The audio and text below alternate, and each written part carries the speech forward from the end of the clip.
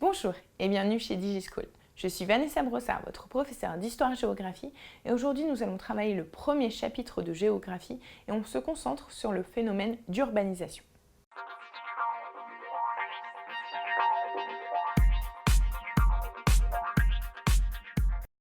En France, 85% des Français vivent dans une aire urbaine. Une aire urbaine est composée de 3 zones. D'une part, la ville-centre, par exemple la ville de Lyon. Ensuite, sa banlieue. Par exemple, pour la ville de Lyon, il s'agit de Villeurbanne et des autres villes aux alentours. Enfin, une couronne périurbaine, c'est-à-dire toutes les petites villes qui se développent sur la campagne.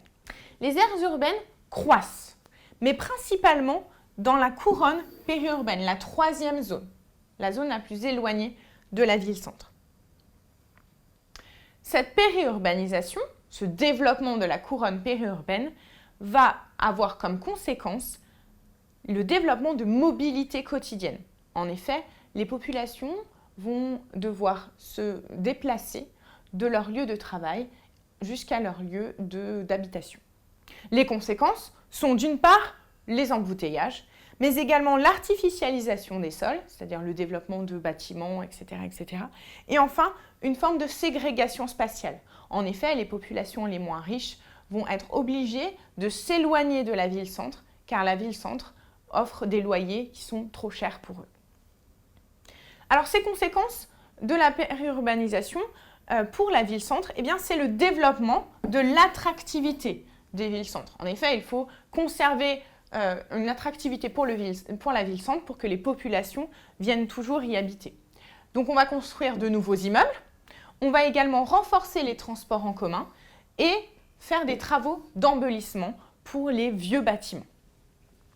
En ce qui concerne les banlieues vont voir la construction de nouveaux immeubles et par exemple la destruction d'anciens immeubles, mais également l'aménagement de zones d'activité ou de zones commerciales. Enfin, dans les espaces ruraux, on va voir le développement des axes de transport pour faciliter les mobilités quotidiennes, la construction de nombreux logements et enfin la construction d'équipements de loisirs puisque l'espace rural devient un espace de récréation pour les populations qui habitent en ville ou à proximité.